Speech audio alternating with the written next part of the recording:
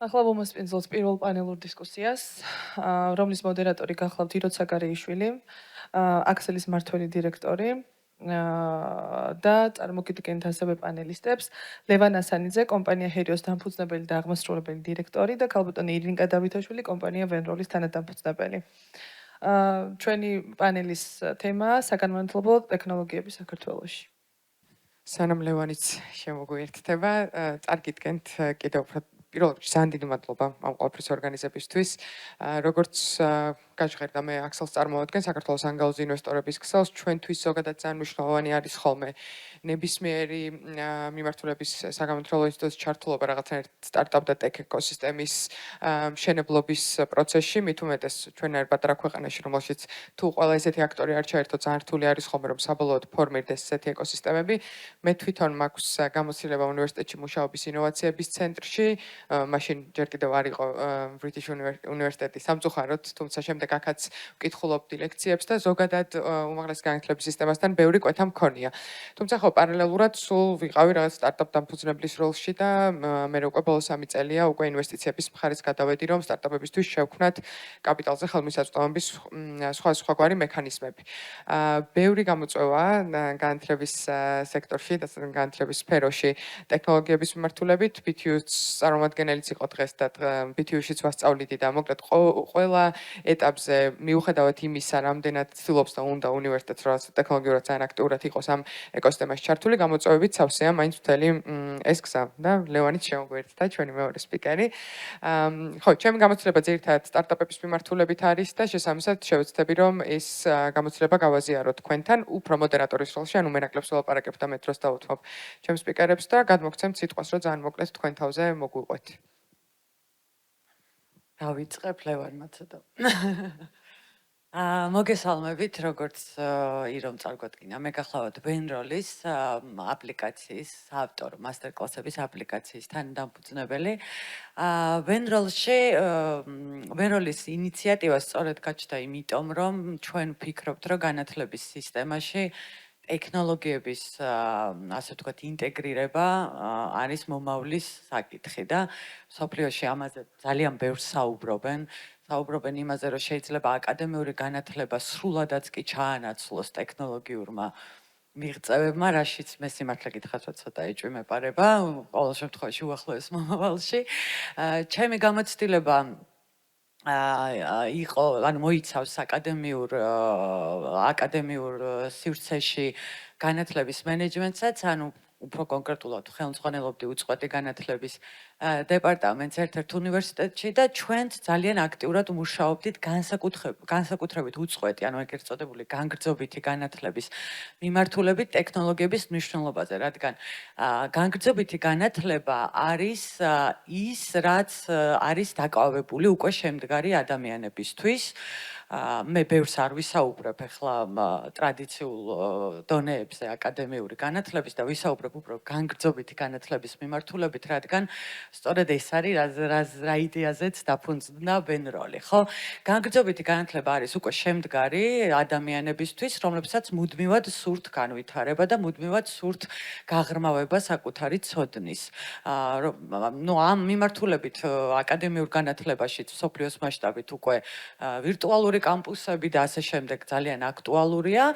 თუმცა ჩვენ რასაც ვფარავთ, ანუ რა გებს, ასე ვთქვათ, ჩვენი ღრმარწმენით ვფარავთ ამ განათლებაში არის, აი უფრო მარტივად გასაგები რომ იყოს ეგრეთ წოდებული guest speaker-ები, რომ ხომ არიან უნივერსიტეტში, მოწვეული პრაქტიკოსი ადამიანები, რომლებიც კონკრეტულ სფეროში არიან უკვე ძალიან გამოცდილები და შეუძლიათ საკუთარი პრაქტიკული ცოდნა გაუზიარონ სტუდენტებს. სწორედ ეს არის ვენროლის იდეა და ჩვენ ჩავთვალეთ, რომ თეორია გაცილებით უფრო მარტივად ხელმისაწვდომი გახდა, თუმცა მანდაც არის პრობლემები, არ ვიტყვი რომ ეს თეორიის გავრცელება კარგი არის, რომ არის ტექნოლოგიები გამოიყენება თეორიის გავრცელებაში, თუმცა დამეთანხმებით, რომ აქ ძალიან დიდი რისკები არის არასწორი ინფორმაციების გავრცელებისაც, ხო? მაგრამ ასე თუ ისე თეორიულ და ასე ვთქვათ აკადემიურ ცოდნაზე წვდომა უფრო მარტივად ხელმისაწვდომი არის საზოგადოებისთვის, ვიდრე პრაქტიკოსებზე. მიუხედავად იმისა, რომ არსებობს ძალიან ბევრი პოდკასტები, არსებობს ძალიან ბევრი ეს ადამიანები უფრო და უფრო ხშირად ჩანან ფართო საზოგადოებისთვის, მაინც სტრუქტურიზებული, მომზადებული ასე ვთქვათ, მასტერკლასი, რომელიც შეიძლება რომ ჩაატაროს ადამიანმა, რომელიც ყველა გამოწვევა იცის ამ სფეროში, ყველა წარუმატებლობა გაუვლია, წარმატება მიუღწევია თავისი აღმოჩენებით, თავისი რაღაც რთული გზებით, მისი ცოდნა და მისი გამოცდილება არის უაღრესად ასე ვთქვათ, სასარგებლო რა. შესაბამისად, ჩვენ აი ამ guest speaker-ების მსგავსად, ჩვენ გადავწყვიტეთ, რომ ეს განათლება ტექნოლოგიების გამოყენებით, ეს ცოდნა უფრო სწორი იქნებოდა რომ მეთქვა ეს ცოდნა გაგვევრცელებინა სწორედ ტექნოლოგიების გამოყენებით და შევქმნით აპლიკაცია სადაც ხმამაღლა შეგვიძლია ვთქვათ რომ ნებისმიერ სფეროში ყველაზე წარმატებული ადამიანები ვინც არიან ისინი ყვებიან საკუთარ კონკრეტულ გამოცდილებაზე აზიარებენ საკუთარ ცოდნას. ამის მნიშვნელობაზე და ტექნოლოგიების მნიშვნელობაზე ამ ტიპის ცოდნის გავრცელებაში ვიტყოდი იმას, რომ აი ჩვენ რო ვესაუბრებით ხოლმე სპიკერებს, ვინც უნდა იყოს ვენდროლზე, ვინც უნდა ჩაწეროს მასტერკლასი, მათი мотиваცია, ბუნებრივად ჩვენ ვერ ვთავაზობთ ახლა ისეთ ფინანსურ დაინტერესებას მოგეხსენებათ განათლების სფეროში მაინც და მაინც ბიზნესის კუთხით მაინც და მაინც ახლა ძალიან მომგებიანი არ არის და შესაბამისად ჩვენ ვერ ვთავაზობთ დიდ ფინანსურ დაინტერესებას, მაგრამ ანუ შეიძლება ითქვას, რომ უარის რეიტი გვაქვს რაღაც 2%. და რატომ? ამ ადამიანების, ამ სპიკერების мотиваციას წარმოადგენს ის, რომ სწორედ ტექნოლოგიები არის ძალიან კარგი საშუალება, რომ მაგალითად, არ ვიცი, ხულოს მაღალმთიან რეგიონში სტუდენტმა ან დასრულმა ადამიანმა ან თუნდაც სკოლის მოსწავლემაც კი, თუმცა ჩვენი კონტენტი არ არის სკოლის მოსწავლეებისთვის, მაგრამ ნუ მაინც მიიღოს ცოდნა ყველაზე საუკეთესოსგან. ანუ იმისგან, ვინც თავის სფეროში ითვლება საუკეთესოდ რა. ამაში ახლა დამეთანხმებით, რომ ტექნოლოგიების გარეშე ეს მათთვის ძალიან თითქმის შეუძლებელი იქნებოდა ხშირ შემთხვევაში, ხო? სწორედ ამიტომ აი ეს არის რაც ვენროლის იდეა არის, საკმაოდ ხელმისაწვდომია და ესეც იყო თავიდანვე გათვლა, რომ ხელმისაწვდომი ყოფილიყო ყველასთვის. ამ ტიპის განათლება, აი ხშირად ხა ბიზნესურად რო ვისაუბროთ, ვინ აკეთებს იგივეს, ხო, საქართველოში. სულ ამბობთ, რომ ჩვენი ყველაზე მთავარი კონკურენტი, მაგრამ მე არ ვთვლი, რომ ეს კონკურენტია, ერთმანეთს ვავსებთ, არის YouTube.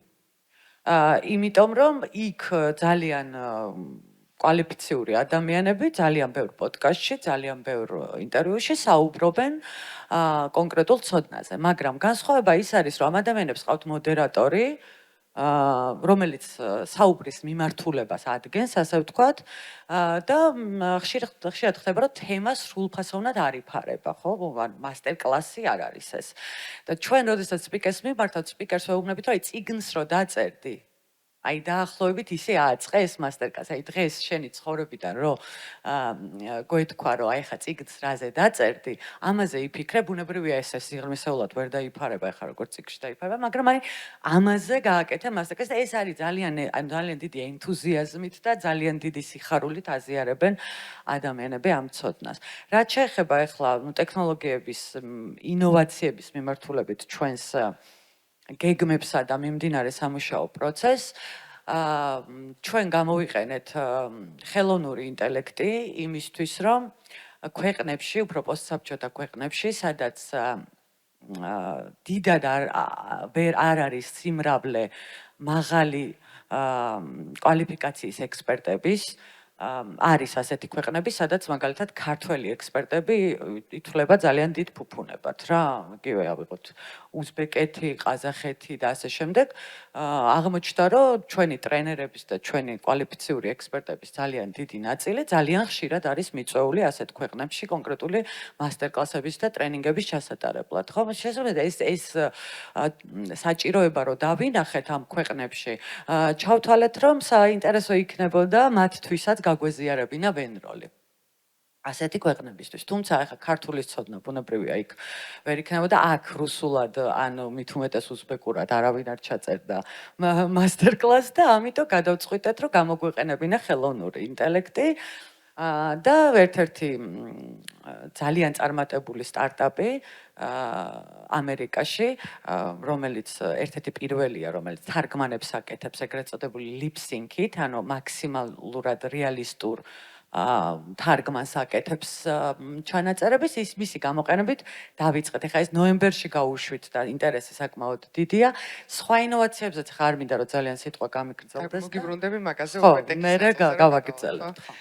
ლევონთან გადავალ უცებ და დაახლოებით რო შეგექმნათ წარმოდგენა ვინ არიან ჩვენი სპიკერები, ნუ ირინკამ კი მოყვა კარგად უკვე რას აკეთებენ და როგორ, მაგრამ გადავწყვიტეთ რომ რაღაც როცა ზოგადად განათლების სისტემაზე ვსაუბრობთ, ძალიან მნიშვნელოვანი კომპონენტი არის ასევე შემდგომ უკვე სტუდენტების დასაქმება და ჩვენ მაგალითად ახლა Excel-ში ბევრ სხვადასხვა პროგრამას ვაკეთებთ ხოლმე, როგორც სტაჟირებით დაწყებული, ისე რეალურად დასაქმების პროგრამებით დასრულებული და ყველაზე მეტად საქართველოში რაც ჭირს და ნუ მე მგონი ეს პროცესი ყველას გვაქვს გავლილი, არის ხარისხიანი, კარგი სამსახურის პოვნა სტუდენტური წლების დასრულების შემდეგ, ან უკვე რაღაც სტუდენტური მანამ სანამ თქვა ბაკალავრზე სწავლობ, რომ რეალური პრაქტიკული გამოცდილება დააგროვა. ამიტომ ვიფიქრეთ, რომ ეს პანელური დისკუსია დაგვებალანსებინა იმით, რომ ერთის მხრივ გვესაუბრა როგორც გამოცდილებაზე, განათლების კუთხით, ხელმისაწვდომობაზე და მეორეს მხრივ გვესაუბრა ასევე უკვე დასაქმების პერსპექტივაზე, ამ ცოდნის წაღება სად შეუძლიათ იმ სტუდენტებს, რომლებიც არ მიდიან საზღვარგარეთ, ჩემიან საქართველოში და აქვე ცდილობენ, რომ თავისთავად განავითარონ და თავის კარიერა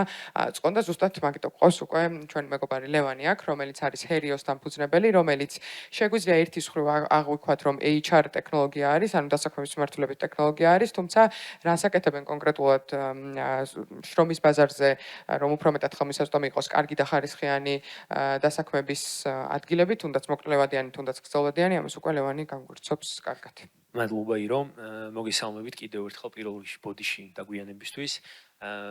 ესე იგი, ჰერიოს რაც შეეხება, ჰერიო არის დროებითი დასაქმების აპლიკაცია და ჩვენ მოკლედ თავიდანვე ვიფიქრეთ, რომ გვინდოდა ესე იგი, აბსოლუტურად ყოფილიყავით სტუდენტებზე მორგებული. ანუ იმის მაგივრად, რომ ტრადიციულად როგორც ხდება, რომ სტუდენტებს მას შემდეგ რაც დაამთავრებენ უნივერსიტეტს უნდა დაიწყონ მუშაობა, მაგრამ მუშაობის დაწყებისას უკვე დამსაქმებლებით ხოვენ რაღაც გამოცდილებას, მაგრამ ამ ყოველთვის დრო არ ქონდათ და თან თვითონ დამატებით ამ ადამიანებმაც არ იციან რა აინტერესებთ, აი მანდ გვინდოდა რომ რაღაცნაირი პრობლემის მოგვარების გზები გვეპოვა.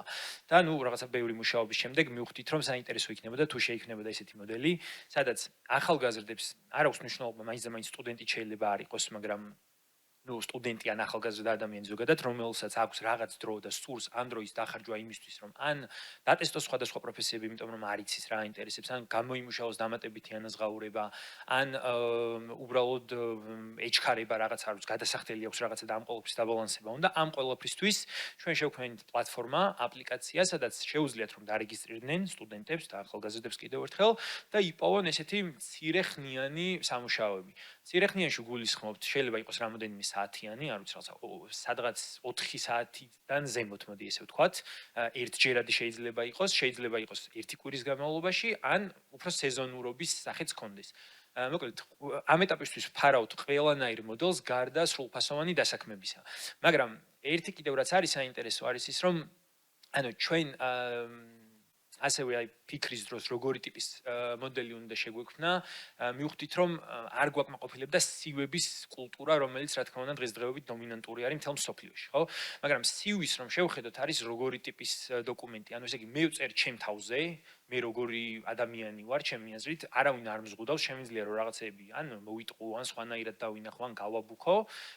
ამის შემდეგ უბრალოდ უნდა ვიცოდე თქვა რაღაც ეს ATS ფილტრები როგორ მუშაობს და ამის შემდეგ უგზავნი დამსაქმებელს. დამსაქმებელს როდესაც უგზავნი, მე საერთოდ არ ვიცი ის ზუსტად ნახავს თუ ვერ ნახავს თუ როგორ აფასებს, ანუ რა კრიტერიუმები აქვს. ამიტომ ამ საკითხზეც ფიქრისას მივხვდით, რომ რატომ არ შეიძლება და ტექნოლოგია გამოგვეყენებინა და გვეცადა რომ ადამიანები შეგვეფასებინა მათი რეალური შეფასებებიდან გამომდინარე, ანუ სადაც უმუშავიათ, აი ამ სამუშაოების რეალური შეფასებებიდან გამომდინარე, რომელსაც დამსაქმებლები წერდნენ. და სწორედ ამიტომ ჩვენი მოდელი ეგეთი არის, რომ არანაირ ყურადღებას არ ვაქცევთ CV-ს, რა თქმა უნდა.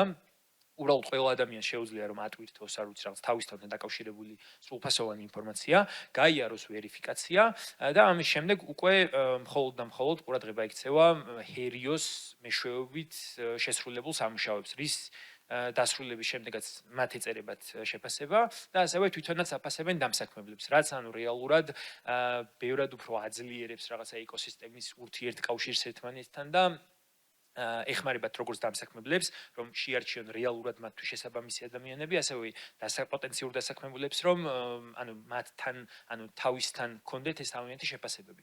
და კიდევ ერთი აქედან გამომდინარე, რაზეც ვიფიქრეთ, მოკლედ თუ დავაკვირდებით, უმეტესი ინოვაცია, რომელიც შემოდის თუნდაც HR-ის მიმართულებით არის დამსაქმებლების მხარეს, იმიტომ რომ დამსაქმებლები არიან რეალურად ფულის გადამხდელები ამ ბიზნესში, ხო? მაგრამ აი ამ ნაწილშიც გვინდოდა რომ რაღაც სხვანაირად დაგვინახა და შეგვეთავაზებინა ისეთი მოდელი, სადაც სამუშაოს მაძიებლებს ექნებათ ცდომა ზუსტად მათზე მორგებულ შეთავაზებებზე. და სწორედ ან მანამდე რაც ვთქვი, რომ ჩვენ ვაგროვებთ ინფორმაციას, რომელიც არის ზუსტად ანუ რეალობის ამსახველი თუ რა აინტერესებდათ სად უმუშავიათ, რა შეფასებები მიიღეს, აქედან გამომდინარე თავაზობთ კონკრეტულ სამუშაო შეთავაზებებს, მაგრამ ზუსტად აქ ვიკვეთებით რეალურად HR და EduTech-თან, ანუ რაღაცა განათლების მიმართულებით, რომ დროთა განმავლობაში ვაპირებთ, რომ სწორედ ამ მიმართულებითაც, ანუ ამ ადამიანებს, ანუ სამუშაოს მაძიებლებს შევთავაზოთ ისეთი სასწავლო შეთავაზებები, რაც იქნება ერთის მხრივ კონკრეტულად მათზე მორგებული და მეორეს მხრივ საშუალებას მიცემთ მათ, რომ განვითარდნენ და არ ვიცი, რაღაცა კონკრეტული მიმართულებით, რაც საჭიროებაა და სადაც დანაკლისი აქვს იმ მიმართულებით წავიდნენ. რაშიც ასევე გამოვიყენებთ AI-ს, მაგრამ ეხლა აღარ ჩავალ დეტალებში და უკვე ალბათ კითხვაც იქნება. მე დაგისვამთ ერთ შეკითხვას, ორივეს, ლევან, ძალიან დიდი მადლობა. თანამშრომლობთ თუ არა რამე ფორმით უნივერსიტეტებთან, სკოლებთან, სხვადასხვა საგანმანათლებლო დაწესებულებებთან? თუ კი როგორ მიდის ეს პროცესი, თუ არა დარწმუნებული ვარ, რომ ამ არას თავის მიზეზი აქვს, რატომაც არ თანამშრომლობთ. მე როგორც თქვი, მე თვითონაც უნივერსიტეტში რომ ვიყავ ინოვაციების ცენტრში, ძალიან ხშირად გვაკითხავდნენ ხოლმე სხვადასხვა სტარტაპების, სხვადასხვა თანამშრომლობის ფორმატისთვის და ხო, ბევრი მიზეზი იყო, რატომაც ხშირად გვიწევდა უარის თქმა, ანუ არა როგორც ჩვენ ინოვაციების ცენტრს, არამედ ზოგადად როგორც უნივერსიტეტს და თქვენი გამოცდილება მაინტერესებს ამ მხრივ, იმიტომ რომ დღესაც აუდიტორიაში ძირითადად ის ადამიანები არიან, რომლებიც წარმოადგენენ თვითონ ამ სექტორს და შეიძლება რომ რაც კარგად მისცეს ჩვენს ვერელებს მიმართულება როგორ მოსწონთ, როცა სტარტაპებს ემუშავებიან სხვადასხვა დაწესებულებები და ორგანიზაციები. იმიტომ რომ კი ჩვენ თანამშრომლობთ უნივერსიტეტებთან, საერთოდ პირველი ჩვენი შეხება სანამ ყველაფერს დავიწყებდით და არანაირი მომხმარებელი არ ვყავდა, მივედით შენს უნივერსიტეტში, სადაც სწავლობდით, თბილისის სახელმწიფო უნივერსიტეტში და უბრალოდ გავიცანით კარიერული მიმართულებით გუნდის წევრები და შემოგთავაზეს, რომ მოდითო დასაქმების ფორუმზე დაჯექითო და ვნახოთ რა იქნება.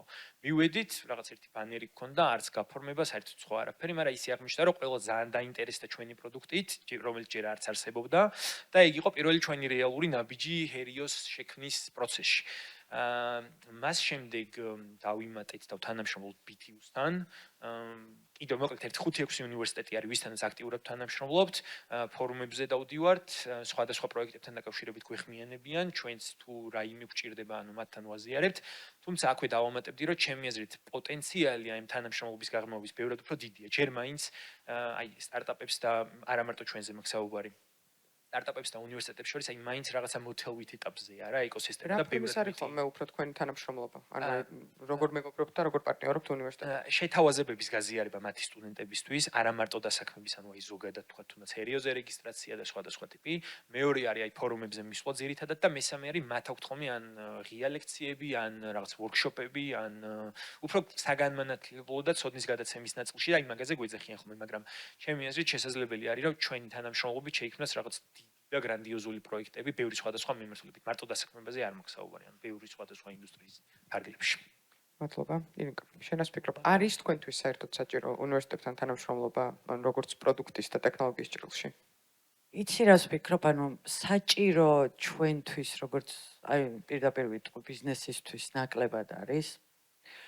იმიტომ რომ ისედაც პროდუქტი იმდენად ხელმისაწვდომია, რომ რაიმე ტიპის, არ ვიცი, თუმცა შესაძლებელია ინტერესის გამოთქმის შემთხვევაში თვითონ უნივერსიტეტის მხრიდან თუ იქნება ამის ინიციატივა გარკვეული ასე ვთქვათ შეთავაზებები გავუკეთოთ სტუდენტებს. თუმცა ეს ჩვენი ინტერესი ნაკლებად არის რა. ჩვენი ინტერესი არის რომ ყველა დაფაროს საქართველოში ამ აპლიკაციამ.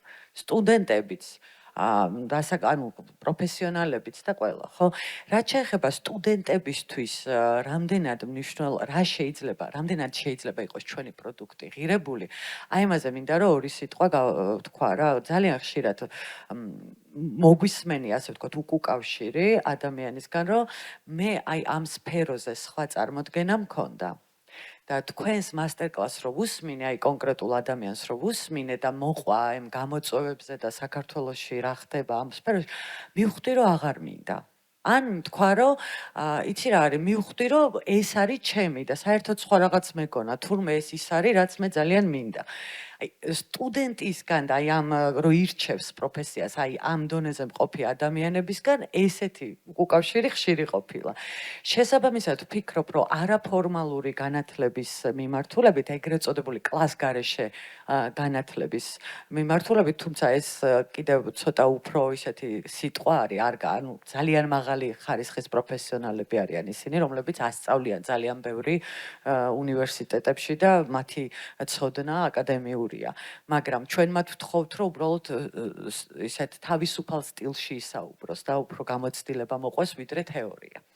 ხო, ეხლა ცოტა სხვაგან წავედი, მაგრამ მე ამით იმის თქმა მინდა, რომ სტუდენტისთვის ჩვენი პროდუქტის მომხმარება ზოგადი განათლების გაღრმავებისთვის, ცნობიერების ამაღლებისთვის, აზროვნების სწავლისთვის, კრიტიკული აზროვნების სწავლისთვის და ძალიან ბევრ სფეროზე წარმოდგენის შესაქმნელად არის ძალიან კარგი პროდუქტი.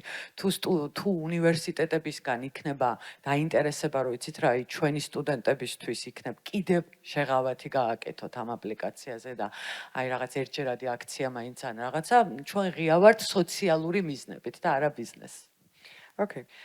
მადლობა და შენთან იგივე კითხვით დაბრუნდები, რაც წყვებოდი და გაგაწყვეტინეთ რაღაც მომენტში, რომ მე ჰერიოც განგვახილა, ცოტა ტექნოლოგიურ მხარეზეც რომ მოგვიყვე. მე ვიცი და ბევრს ძალიან სიღრმეებში არ ჩავალ ამ კითხვის, მაგრამ AI როგორ გამოიყენეთ ბოლო პერიოდში, ასევე გეგმები გაქვთ რომ გახვიდეთ საქართველოს საზღვრებს გარეთ და აი ამ მხარეზე რომ მოგვიყვე კარგად. ხო, ძალიან დიდი გეგმები გვაქვს. ჩვენ როგორც გითხარით, ხელოვნური ინტელექტი გამოვიყენეთ თარგმანისთვის და ეს იყო საოცარი გამოცდილება და კოლოსალური შრომა, იმიტომ რომ კი, რაღაც ხელოვნურ ინტელექტზე დღეს ყველა ლაპარაკობს, მაგრამ იმ კუთხით, რა კუთხითაც მე სამუშაო პროცესში შეხება მქონია, თუმცა ყოველდღურად ხელოვნურ ინტელექტს ვიყენებ ყველაფრისთვის უკვე, მაგრამ მე ვფიქრობ, ეს არის უბრალოდ ერთი მძლავრი იარაღი ადამიანის ხელში, რომელსაც რაც უფრო ჭკვიანია ადამიანი, უფრო ძლიერია ის იარაღი და პირიქით.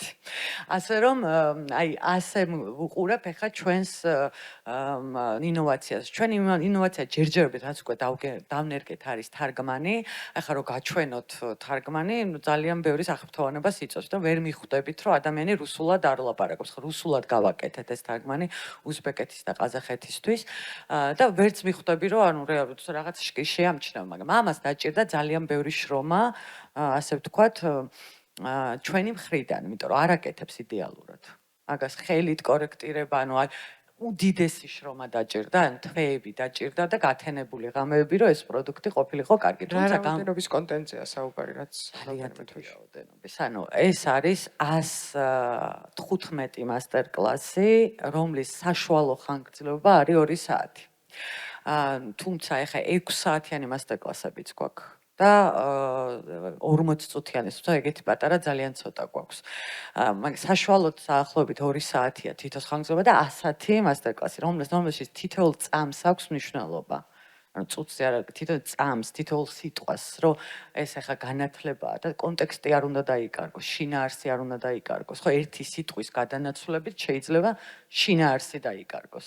ამიტომ ამას სჭირდებოდა უდიდესი შრომა და ეს გამოვიყენეთ. ახლა რაც შეეხება ინოვაციების გამოყენებას სხვა მიმართულებით, ჩვენ ახლა ვნერგავთ ძალიან საინტერესო პროდუქტს, რომელიც ცოტა ცდება განათლებას, მაგრამ რადგან ინოვაციაზე ვლაპარაკობთ, ვიტყვი ამასაც.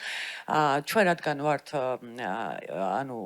digital content-ი, ჩვენი მომხმარებლების უმრავლესობა გვეკონტაქტებოდა digital არხებში, ხო, სოციალურ ქსელებში და ჩვენთვის ძალიან მნიშვნელოვანი იყო, რომ ჩვენი პასუხი ყოფილიყო ისეთივე მაღალი ინტელექტუალური დახვეწილი, როგორიც ჩვენი სპიკერები არიან და ჩვენი პროდუქტი როგორიც არის თავის ხასიათით, ხო? შესაბამისად, დავნერგეთ ხელოვნური ინტელექტის ასისტენტი, რომელიც ესაუბრება, ეს არ არის ბოტი. მეც ცოტა ხნის წინ გავიგე განსხვავება ბოტსა და ხელოვნური ინტელექტის ასისტენტ შორის. ეს არის ჩავთვალეთ ადამიანი, რომელიც ესაუბრება, ურჩევს სასწავლო გზას აჩვენებს ჩვენს აპლიკაციაში. მაგალითად, მომხმარებელი რო შემოვა და სოციალურ ქსელში იკითხავს, რომ იცი რა, ამაზე გააქვთ მასტერკლასი ამ თემაზე, ან რაღაცა, ურჩევს რა, ჯერ ეს მასტერკლასი გაიარე, მე ეს ეგრეთ წოდებული learning pass-ი, ეს ქართულად არ არის ეგ სიტყვა ძალიან დამკვირვებელი, სასწავლო გზა, რომელსაც თავაზობს, ურჩევს. მან შეს ტექნიკურადაც ეხმარება. შემდეგ ეს პროდუქტი იმდენად წარმატებული გამოდგა, რომ გავიტანეთ ბიზნესზე, თავაზობთ სხვა ბიზნესებს, რომ თავის სოციალურ ქსელებში ჩვენი AI ასისტენტი დანერგონ და 10 თანამშრომლობის ხელშეკრულება უკვე გაფორმებული გვაქვს. ეს არის კიდევ ერთი ტექნოლოგია და რაც შეეხება მომავლის გეგმებს და სხვა ქვეყნებს, ჩვენი ძალიან დიდი მიზანი არის ესპანეთის ბაზარზე გასვლა და ამის მარტივი ძალიან მოკლედ ვიტყვი ამის მიზეზს, იმიტომ რომ იქაც ჩვენნაირი ახლა ზუსტად მართლა ჩვენნაირი სიტუაცია არის. განათლების სფეროში აკადემიური განათლება არის ძალიან აქტუალური. აქვთ უნივერსიტეტებს კამპუსები, ვირტუალური კამპუსები, იყენებენ ტექნოლოგიებს განათლების, მაგრამ არაფორმალური განათლების ესეთი მასტერკლასების არ არის. ეხლა ინგლისურენოვანს ესპანურენოვან ქვეყნებში იყენებს ალბათ, არ ვიცი, ეხლა რო არ თქვა არასწორი ინფორმაცია, ცოტას ნაკლებს ვიტყვი, ალბათ 30%, იმიტომ რომ ინგლისური არ არის მნიშვნელოვანი, ესპანურენოვან ქვეყნებში თავის ენა აქვს და 20 ქვეყანა საუბრობს ესპანურად და შესაბამისად ინგლისურენოვანი მასტერკლასები მათთვის აქტუალური არ არის და ესპანური არ არსებობს. ამიტომ ახლა არ არსებობს არსებობს სპეციფიკური რაღაც კულინარიული რაღაც, მაგრამ ესეთი დიდი პლატფორმა, სადაც ბევრი ექსპერტი შეიკრიბება და ბევრი რაღაცა შეგიძლია მოძებნო ინტერესს, სფერო არ არის. ჩავწერეთ უკვე 19 მასტერკლასი ესპანურენოვანი, იქ მათ სხვა შორის ლექტორები ძალიან ბევრი ყავს ესპანელები და ეხლა თებერვალში კიდევ ერთი 20 მასტერკლასი უნდა ჩავწეროთ და გავდივარ, ეგ არის ჩვენი ყველაზე დიდი გეგმა. და ამ ინოვაციებს რაც გვაქვს ახლა ამ ხელოვნური ინტელექტის ასისტენტს და learning pass-ებს და იქაც დავნერგავთ, რა თქმა უნდა. ძალიან დიდი მადლობა. მე სანამ ლევანს დავუბრუნდები შეკითხვით, ერთ პატარა კომენტარს გავაკეთებ, რომ ზოგადად სტარტაპის ცხოვრება სულ ესეთია, რომ რაღაცით იწყებ, მე გზაში ხარ, როგორც თქვენ ახსენეთ რა, რომ კიდე ერთი ახალი პროდუქტი შემოგეწიათ იგივე კომპანიაში, მუდმივად რაღაც ახალი აღმოჩნდება ხოლმე პროცესში, რასაც ვაფიქსირებთ, რომ ჩვენ შეიძლება გვჭირდებოდეს და სხვასაც ჭირდება, ამიტომ შეიძლება რომ დამონეტიზირდეს.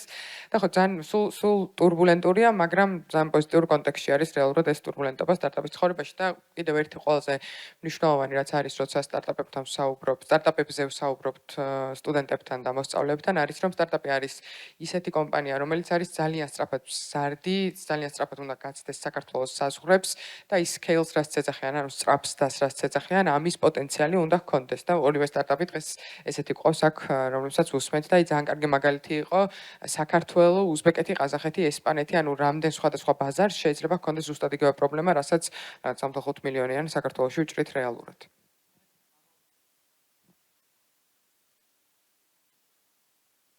რაღაცას დავამატებ მაგაზე, ძალიან საინტერესო გამოცდილება სტარტაპის ძალიან მოკლედ ვიტყვი. ჩვენი სტარტაპი იყო ძალიან სკეპტიკურად უყურებდნენ ინვესტორები მის scalings, ასე ვთქვათ, იმიტომ რომ როგორ უნდა გაიტანო ახლა ქართული მასტერკლასები ქვეყნის გარეთ, ხო?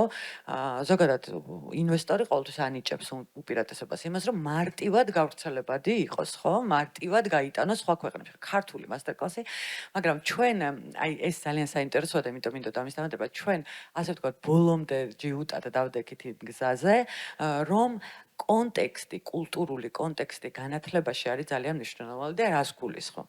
მე პირადად ახლა გამივლია მაგალითად კოლუმბიის უნივერსიტეტის პროექტების მართვის კურსი, რომელიც აქ ვერ გამოვიყენა. იმიტომ რომ აბსოლუტურად სხვა რეალობა გვაქვს ქართველებს. კულტურული კონტექსტი ჩვენთან სხვანაირია, სხვანაირად კეთდება საქმე, სხვანაირი ურთიერთობებია, სხვანაირია. გვინდა არ გვინდა ასეა. შესაბამისად, როცა ადამიანი გასწავლის შენს ენაზე, მარტო ენა კი არ არის მანდ მნიშვნელოვანი. კულტურული კონტექსტი, ანუ შენ სადაც ცხოვრობ, მაგ სფეროში მაგ გარემოში მივაღწია მე წარმატებას.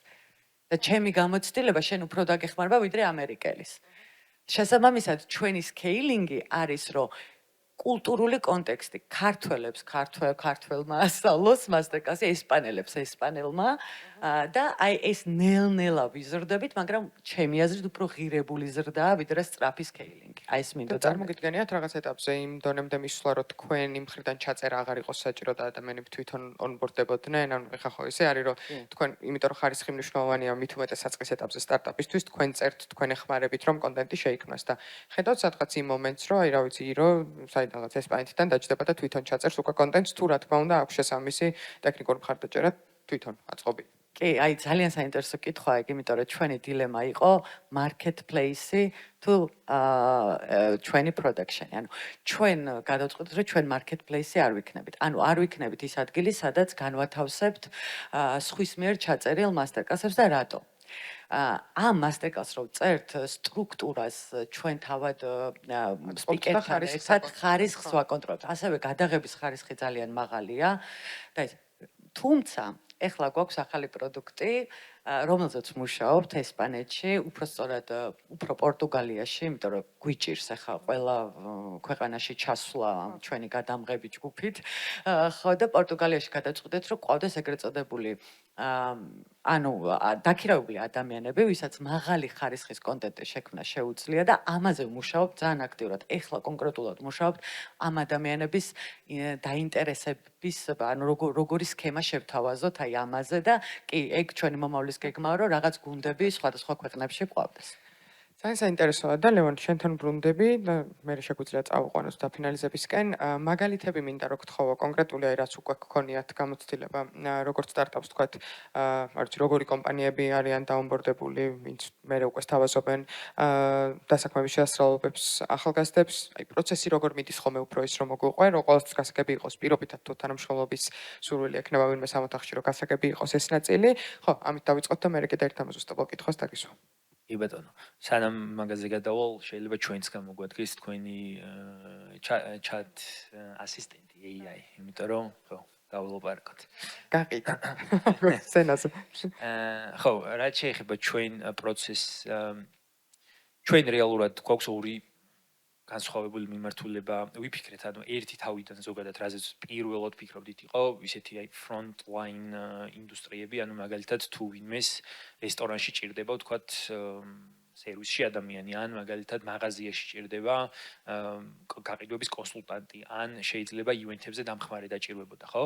მაგრამ პროცესში, როდესაც ჩვენ თვითონ კრავდით გუნდს და ბევრი გასაუბრება ჩავატარით, აღმოვაჩინეთ, რომ ბევრი tech ტალანტი იძახდა, რომ კაცო, ჩვენც გვინდა რა, რაღაცა ეგეთი საშუალება, იმიტომ რომ Upwork-ი კარგია, Upwork-ი და Fiverr-ი და მსგავსი ტიპის საერთაშორისო პლატფორმები, მაგრამ რეალურად, როდესაც ადამიანი Upwork-ზე შედის, იქ ვერ შეიჯიბრება ერთის მხრივ პირობითად, არ ვიცი, აღმოსავლეთ და აზიური ქვეყნებიდან, ვთქვათ, ინდოეთიდან წამოსულ ტალანტებს, იმიტომ რომ ისინი რაღაც მიათეთ ფასებში აკეთებენ ჩვენთან შედარებითაც ერთი განსხვავება იქ არის.